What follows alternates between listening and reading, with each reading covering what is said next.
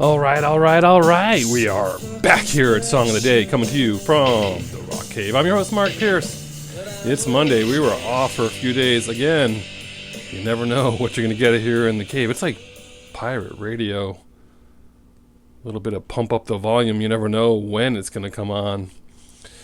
We're working through some things here, but we're gonna throw some stuff at you this week. I'm confident we've got some good stuff for you. What are we talking about today? Well, last week we had an anniversary, and it wasn't just mine, by the way. It wasn't just 25 for me.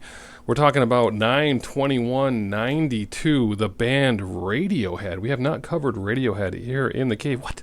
Mark, 850 videos and no Radiohead?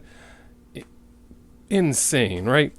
Their debut single drops on 9/21/92, and it's the song Creep. Everyone knows this jam, right? Coming off the album released a little bit later in 93, Pablo Honey. Again, this is their debut single. Pretty amazing, right? It didn't go as planned as far as this song is concerned. Let's just say that. So they're working on records, they're working on songs, and they're talking to producers, and they're trying to figure stuff out. And then band members are like, "Hey, lead singer Tom York. Remember that song? Why don't you play him that song?" And this is a song that he'd been kicking around since the 1980s. When he was at Exeter University, he wrote it. And he played that.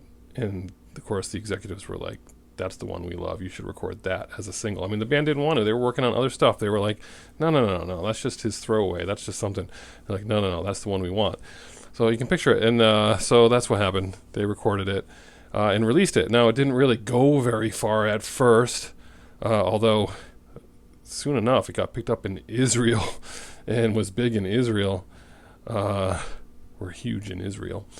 And then eventually it would hit alternative modern rock stations, but they reissued it in 1993. Think about what's happening in 93.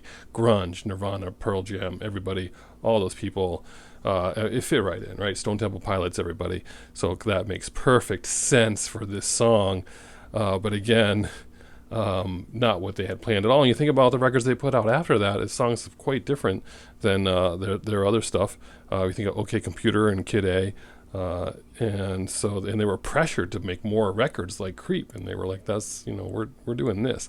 Think about that. That's a song he wrote when he was in college in the 80s. Imagine that. But this song, so good. There's nothing not to like about this song. Of course, you always wanted to hear the line, "So fucking special." Not so very special. They had to hear that effing special to make it right. So you had to buy the CD and get that, because that was the version you wanted to see and hear. But this one, that one doesn't get old for me at all. It's a great jam. What do you guys think about Creep from Radiohead? Interesting fact, they were sued over the lyric progression over that 1972 song, "The Air That I Breathe." You guys remember that song, Yacht Rock Radio fans? "The Air That I Breathe." We'll try to get that in the background here. They said the same chord progression. The band was like, "That's fair." So because they said, "That's fair," those guys got credits, partial songwriting credits for the song. How about that? Interesting the way that works. And on a side note, that just made me think of something. If you guys want to listen to a podcast, listen to Broken Record.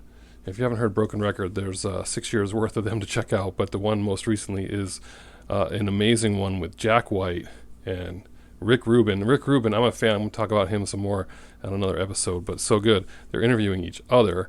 But it made me think, when you're a songwriter, when you're coming up with music, like if I was going to sit down with a guitar and start playing, wouldn't it just be every song an amalgam of every song I ever heard? Even if I started like just playing some notes, and wouldn't it be like all the songs that I liked? I don't know. It's just funny the way that works out. And some of that is natural. And you do talk a little bit about that in that. So check that out.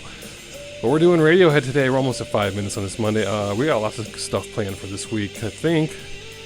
Anyway, tell me about your Radiohead stories. Anyone see Radiohead? Anyone?